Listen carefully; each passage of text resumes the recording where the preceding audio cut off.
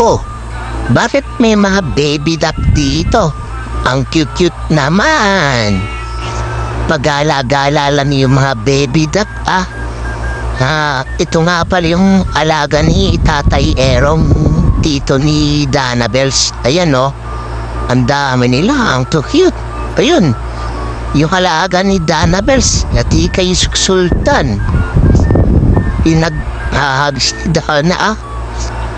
Oh, ha? Ang cute na mga baby duck, eh. Ayun, si Dana Bells.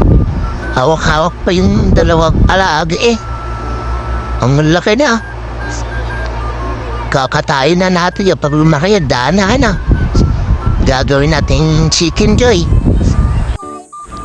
Ano ba yung hawak mo, Dana Bells? Parang maganda yan, ah.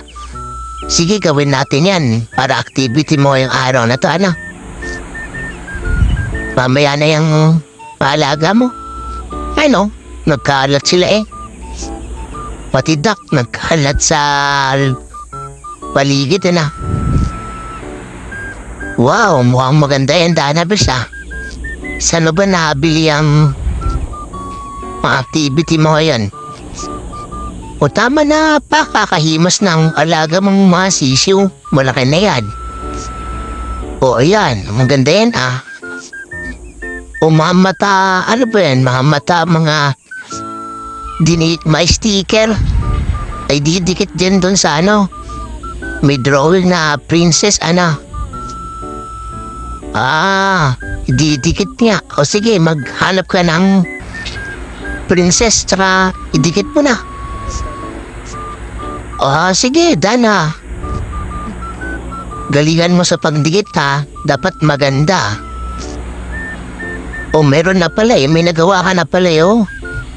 Isang mata lang. Asan na yung kabilang mata? Maganda yung nabili ni Dana, ano? Ang galing naman ni Mami. Napili niyang nabili na yan. Ang ganda. Sige na, buuin mo na nga. Yan. Diyan na yung kabilang mata, oh. Patingin. Lagyan mo ng mga accessories na sticker yan, Dana. Ba't tinatanggal mo pa yung mata? Ayan. Bakit sa mukha mo na nilalagay yung mga sticker? Ay, nako, Dana Bells.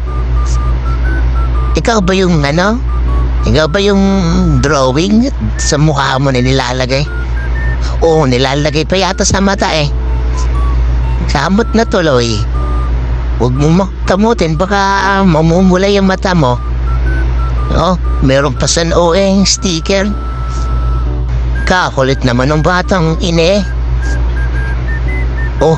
Ayan na. Nasa ipis niya pa. Bye-bye!